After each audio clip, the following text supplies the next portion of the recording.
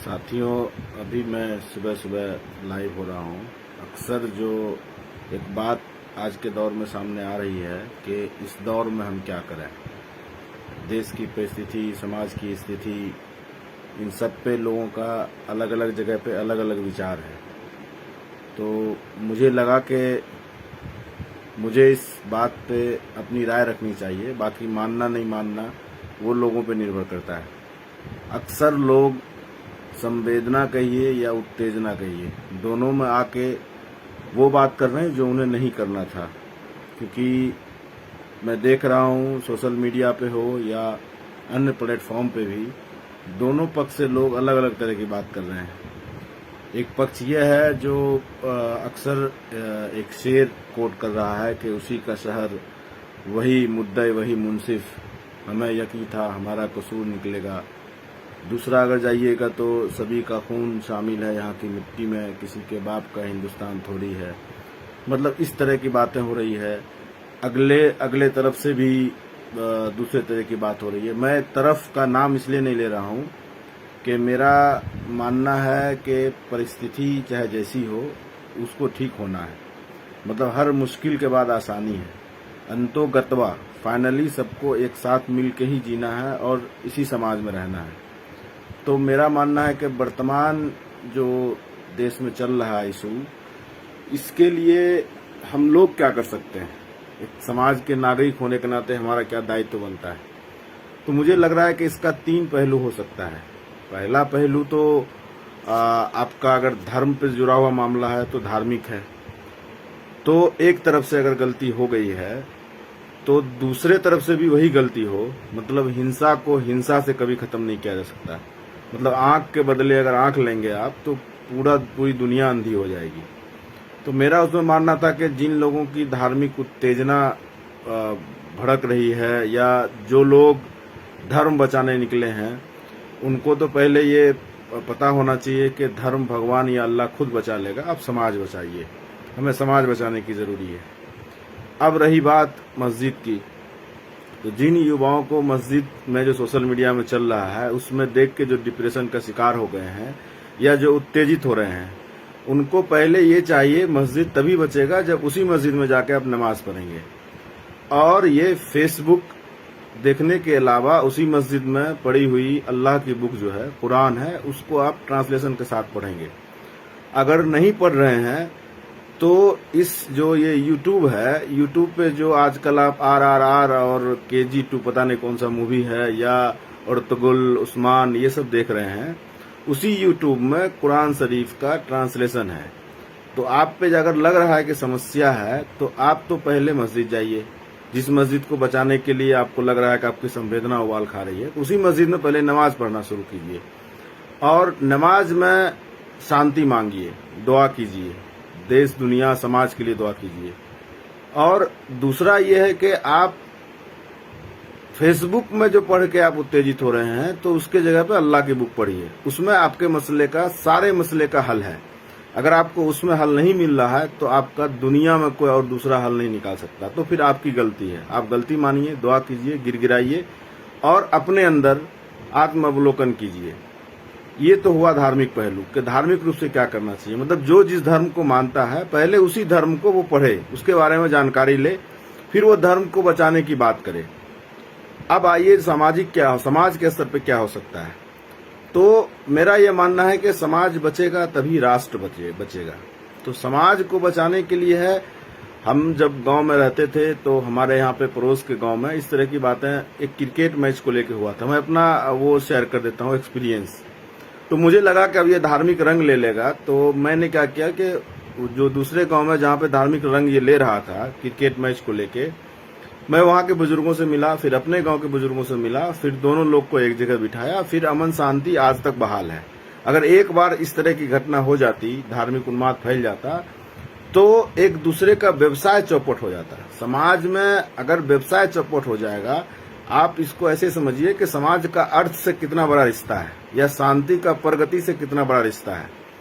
कि आप अगर मान लीजिए आपके देश में पैसा, मुद्रा जितना है वो डिफिनिट है, कितना ही पैसा देश के पास है, और अगर आप डिप्रेशन में चले जाएंगे या समाज में विद्वेष और अशांति फैल जाएगी तो उस मुद्रा वो यूं का त्यों पड़ा रह जाएगा, उसको खर्च नहीं कर पाएंगे, तो वो सर्कुलेट नहीं होगा। अब सर्कुलेशन ऑफ मनी नहीं होगा तो देश का जीडीपी घटेगा। आप इसको आसान भाषा में ऐसे ही समझिए कि मेरे पास अगर 100 रुपया है, मैं उसको अपने जेब में ही रख लूं, घर से निकलूं ही ना, क्योंकि समाज में विद्वेष फैला हुआ है, डर का माहौल बना हुआ है, तो वो 100 रुपया मेरे जेब में ही रह जाएगा। लेकिन अगर मैं समझिए कि वही 100 रुपये लेके बाहर निकलूं, चाय पान और घर का और सामान खरीदूं, तो 4 दुकान में आपने वो 100 रुपये को बांट दिया। 4 दुकानदार थे वो 1000 लोगों से ऐसा पैसा लिए, फिर वो अपने बच्चे को पढ़ाए, फिर इलाज कराया। तो वही पैसा जो है, अब जब 10 जगह, जितना जगह पैसा जाएगा उतने में मल्टीप्लाई करेगा, तो आपका अर्थव्यवस्था अपने आप स्वतः, जिसको जीडीपी बोलते हैं, सकल घरेलू उत्पाद, ग्रॉस डोमेस्टिक प्रोडक्ट, वो अपने आप बढ़ेगा और आप में खुशहाली आएगी। तो एक तो ये समाज में इस तरह से वैमनस्यता देश के लिए बहुत घातक है। और यहीं पे मुझे लगता है कि जो लोग इस तरह कर रहे हैं और करवा रहे हैं वो एक्चुअली राष्ट्र का नुकसान कर रहे हैं। और मुझे इसमें विदेशी ताकत का भी शक लगता है। इसमें मुझे धर्म से ज्यादा विदेशी ताकत का वो लगता है कि कहीं ऐसा तो नहीं कि देश में विद्वेष फैला के देश की आर्थिक स्थिति को चरमराया जा रहा है। तो हमें, जो समाज के बुजुर्ग हैं, जिनको समझदारी है, जो समझते हैं इन चीजों को, उनको अभी वक्त है आने का। अब तीसरा इशू रहा राजनीतिक। तो आपने देखा कि किस तरह से राजनीतिक नेता विफल हुए हैं। उनका विफल होने का कारण है क्योंकि आजादी के दौर के पहले और बाद, थोड़े दिन बाद तक समाज ने लोगों को नेता बनाया, तो वो समाज के लिए काम करते थे। अब जितने पार्टी में, भी मैं एक बात फ्रेंकली बोल दूं कि अभी वर्तमान में नेतृत्व में जितने लोग हैं सब खुद के वजह से पार्टी में हैं। तो उनको खुद की रक्षा, खुद की सुरक्षा पहले दिखती है। वो आपके लिए कभी नहीं आए क्योंकि आपने उनको नेता बनाया नहीं है। वो अमुक दल, अमुक व्यक्ति के आगे पीछे करके वो नेता बने हैं। तो आपके इशू पे खुल के वो समाज में नहीं आएंगे। जहां भी इस तरह का दंगा या सामाजिक विद्वेष फैलता है, अगर नेता चाह ले और सिस्टम चाह ले तो वो होगा ही नहीं। क्योंकि आप अगर दिल्ली की भी बात करें तो यहाँ पे इतने एमपी एमएलए रहते हैं, वो अगर सड़क पे उतर जाएं तो उनके साथ जो बॉडीगार्ड होते हैं उनके वजह से समाज में इस तरह से विद्वेष ही नहीं फैलेगा। तो ये 3 इशू मुझे था कि मैं इस पे बात रखूं। सबसे पहला तो धार्मिक है। अगर धर्म बचाना है तो धर्म को पढ़िए, और आपको ये पता होना, धर्म जब पढ़िएगा तो आपको ये पता होगा कि धर्म को भगवान या अल्लाह स्वतः बचा लेंगे, आपको समाज को बचाने की जरूरत है। मुस्लिम युवाओं के लिए खास करके मैं कहूं, मैं एक तरह से मुस्लिम डिनोट करके कभी नहीं बोलता था, मेरे पीछे वाले वीडियो में जाके देख लीजिए। लेकिन मुझे लगता है कि मैं अपने समाज को, मैं खुद मुस्लिम हूं, मैं, और मुझे मेरे घर वालों ने सुभाष चंद्र बोस के साथी शाहनवाज खान के नाम पे मेरा नाम शाहनवाज रखा है। तो देश में जो अभी ये स्थिति है, तो मुझे लगता है कि अपना हिस्सा मैं अपना रोल प्ले कर दूं। तो इस वजह से मैं इसमें लाइव हुआ कि मैं कुछ नहीं कर सकता हूं, क्योंकि मैं एक इंडिविजुअल हूं। तो मैं आपको आके बता ही सकता हूं कि मैं क्या इसमें मानता हूं और चाहता हूं।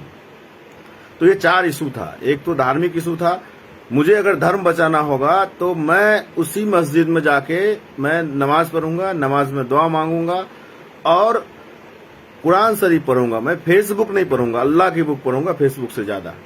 और अगर मैं पढ़ नहीं सकता हूं, किसी कारणवश मैं पढ़ना लिखना अगर नहीं जानता हूं, तो मैं यूट्यूब पे देखता हूं, उसका मैं ट्रांसलेशन सुनता हूं और उससे मैं फिर निष्कर्ष पे पहुंचता हूं कि मुझे क्या करना चाहिए। मेरा ये धार्मिक रूप से था। आर्थिक रूप से और सामाजिक रूप से यह है कि समाज में अशांति रहेगी तो प्रगति कभी नहीं आएगी, और प्रगति नहीं आएगी तो सबका नुकसान है। यहाँ धर्म छोड़ दीजिए। जिस तरह से अंग्रेजों ने विद्वेष फैला के देश की संपत्ति को लूट कर अपना काम किया, मैं आज देख रहा था, मैं शेयर बाजार में भी थोड़ा बहुत इंटरेस्ट लेता हूं, तो आज का शेयर बाजार जबकि 3-4 दिन बाद खुला था, बहुत ज्यादा गिरा हुआ था। गिरा हुआ शेयर का मतलब यह है कि जिनके पास छोटा, जो लोग डिप्रेशन में चले गए, लोगों ने मार्केट में पैसा नहीं लगाया और शेयर बाजार गिर गया, तो जिनके पास ज्यादा पैसा है वो सब शेयर को खरीद के अपना फिर बाद में उसको कमाएंगे। तो आपके विद्वेष से सिर्फ आपका ही नुकसान नहीं हो रहा है, एक समाज के विद्वेष से सिर्फ एक समाज का नुकसान नहीं हो रहा है, राष्ट्र का नुकसान हो रहा है। तो राष्ट्र निर्माण में अगर आप योगदान देना चाहते हैं तो समाज में वैमनस्यता को रोकिए। और जो मैं पहले आपको बताया था कि जब सर्कुलेशन ऑफ मनी होगा, जब समाज में शांति होगी, लोग इधर उधर जाएंगे, ट्रांसपोर्टेशन होगा। अब एग्जाम्पल के तौर पर ये देखिए कि ईद का वक्त है और मुझे घर जाना है, मेरा घर बिहार है, तो मैं यहाँ पहले जाऊंगा, यहाँ से ट्रांसपोर्ट के माध्यम से मैं मान लिया लाजपत नगर गया, मैं दिल्ली में भी रह रहा हूँ, लाजपत नगर गया तो लाजपत नगर में मैंने कपड़ा खरीदा। तो एक तो अब घर से ही शुरू कीजिए, जैसे ही आप निकले ट्रांसपोर्टेशन लिए, उसको पैसा दिए, फिर आप मार्केट गए, वहां उसको पैसा दिए, अगर खाने का समय है तो कुछ खाए, वहां उसको पैसा दिए। फिर उन लोगों ने उसी तरह से अलग अलग जगह खर्च किया, बच्चे के स्कूल में खर्च किया, इलाज में खर्च किया या स्वयं पे खर्च किया। अब वहां से फिर मैंने ट्रेन का टिकट लिया, ट्रेन पे बैठा, ट्रेन पे मैंने कुछ खाया, फिर मैं गांव गया, गांव में दोस्तों के साथ घूमा, तो मेरा कुछ ही पैसा समझिए कि 100 लोगों के पास गया और उन 100 लोगों ने भी 100 लोगों को दिया, तो मतलब हजारों हजार लोगों तक वही पैसा सर्कुलेट हुआ। इस तरह से आपका जीडीपी ग्रोथ होगा देश का। और जिस लेवल पे हम लोग जा रहे हैं वो समझिए कि आगे चल के प्रलयंकर आर्थिक संकट आएगा और उस हाल में हम मतलब फिर कंट्रोल से बाहर होगा। जब जो कोई चीज कंट्रोल से बाहर हो जाएगा तो आप उसको फिर ठीक नहीं कर सकते। उस हालत में आप सोच के देखिए, अंग्रेजों ने जो बंगाल में कराया था और बंगाल में जिस तरह से फेमाइन हुआ था, अब देखिए कितने लोगों की जाने गई भूख के कारण। तो मैं वो सब देख रहा हूँ, मुझे लग रहा है कि ये आर्थिक अर्थ मामला के लिए, ये सामाजिक आर्थिक स्थिति के लिए देश में बहुत खतरनाक होगा। तो मुझे लग रहा है कि अभी भी समाज में सब लोग गलत नहीं है। किसी भी समाज में समाज के बुजुर्गों का ये उत्तरदायित्व बनता है। नेता को छोड़ दीजिए, उनसे कुछ नहीं होना है क्योंकि वो सब लोग घर में बैठ गए हैं, उनको खुद का डर है। तो आपने या तो खुद समाज से नेता बनाया नहीं, तो ये तो आपको झेलना था। राजनीतिक अवनति जो हुई है, जो विचारधारा की अवनति हुई है लोगों में, उसका जो नुकसान है वो हम लोग झेल रहे हैं। आपको चाहिए फिलेंथ्रोपिक पॉलिटिक्स, मतलब जो आदमी पैसा खर्चा करेगा उसी को आप वोट देंगे।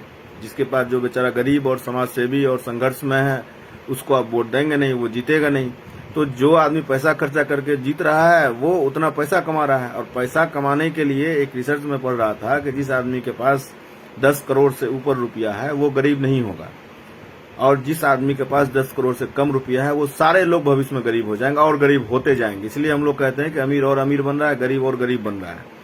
तो उस स्थिति में मुझे लगा कि मैं सिर्फ बोल सकता था, इसलिए मैं बोला। अगर मेरी बात से किसी को दुख पहुंचे तो मैं माफी चाहूंगा, और अगर हो सके तो थोड़ा सा आप इस पर गौर कीजिए और इसी बातचीत को अपने शब्दों में लोगों तक पहुंचाइए। मैं ये कभी नहीं बोलता हूं कि मेरी बात ही आप शेयर कीजिए, आप अपने तरह से भी लोगों को समाज में बता सकते हैं। और अंतोगत्वा समाज निर्माण ही राष्ट्र निर्माण होगा। और अगर इस स्थिति में देश ज्यादा दिन तक रहा तो समाज में जिस तरह के लोगों में डिप्रेशन है, लोग खरीदारी नहीं करेंगे और एक दूसरे से मिलना जुलना अगर बंद कर देंगे तो समाज में और विद्वेष बढ़ेगा और देश के लिए बहुत खतरनाक होगा। ऐसे ही कोरोना काल के बाद हमारा देश आर्थिक स्थिति में के मामले में संकट में है। हमें इससे उबरने के लिए समाज में शांति स्थापित करना होगा। और आप देखिए कि एक दूसरे का रिश्ता हमारा व्यापारिक रिश्ता है। एक समाज अकेला अपने आप में खुद कुछ नहीं कर सकता। अगर आप कपड़ा ही, अगर मुसलमान कपड़ा ही खरीदेगा तो सब दुकान मुसलमानों का ही नहीं है। मुसलमान अगर कोई और चीज खरीदता है, ईद के लिए सेवैयां खरीदता है या खजूर खरीदता है, तो इस व्यवसाय में सिर्फ मुसलमान ही नहीं जुड़े हुए। फल का मामला हुआ, इस तरह से दूसरे लोग भी जो खरीदारी करते हैं वो सिर्फ अपने ही कम्युनिटी के लोगों से नहीं खरीदते हैं। तो एक व्यवसाय का चेन अगर टूटेगा तो नुकसान इसमें अंतोगत्वा, मतलब मैं फाइनली इसमें देश का नुकसान है। और ये बात जो लोग नहीं समझ रहे हैं उससे बड़ा मूर्ख जो है मुझे लग रहा है कि दुनिया में कोई नहीं है कि अपनी मातृभूमि, जिसको हम लोग माता की तरह भारत माता लोग बोलते हैं, इसकी पूजा करते हैं। कई लोग जो है इसको मादरे वतन बोलते हैं, दोनों का मतलब एक ही है, हुब्बुल वतनी, देश प्रेम, ये सब की बातें होती है। लेकिन आज लोग इंडिविजुअलिस्टिक होकर सोच रहे हैं कि भाई हमारे मस्जिद के सामने आके नारा लगा दिया। अगर आप मुसलमान हैं तो आपको ये पता होना चाहिए कि अल्लाह ने ही सारे मखलूकात को बनाया है। एक मखलूक ऐसा है जो किसी बिना पे आपके मस्जिद के पास आके नारा लगा दिया है। आप उसका पता कीजिए, वो बीमार है, वो आपका दुश्मन नहीं है। उसकी बीमारी का पता कीजिए, उसके मिलिए, उसके गार्जियन से मिलिए कि आपका बच्चा ऐसा काहे कर रहा है। अगर वो आपके जानकार हो तो, अगर समाज में इसी तरह से एक दूसरे के कारण आप जानते रहेंगे तो समाज में इस तरह की बातें नहीं होंगी। और अगर नहीं आप कर पाए तो आपका अगला जनरेशन जिस बच्चे से इतना मोहब्बत करते हैं, उस बच्चे का भविष्य समझिए अंधकार में हमको दिख रहा है। वो आपको भिखारी या अत्याचारी होने के अलावा दूसरा उसके पास कोई ऑप्शन नहीं होगा।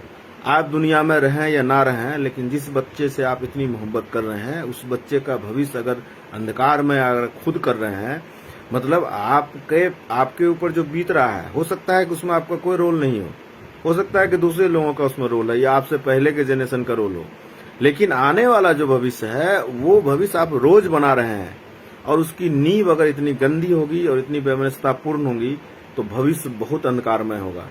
मुझे लगा कि मुझे इन बातों को आप लोगों के सामने रख देनी चाहिए, तो मैंने रख दिया। दोबारा मैं कह रहा हूं कि अगर आप लोगों को मेरी बात से थोड़ा सा भी बुरा लगा हो कहीं से भी तो मुझे माफ कीजिएगा। अगर लगे जो बातें इसमें काम की है तो उस पर अमल करने की कोशिश कीजिएगा। बहुत बहुत शुक्रिया, बहुत बहुत धन्यवाद।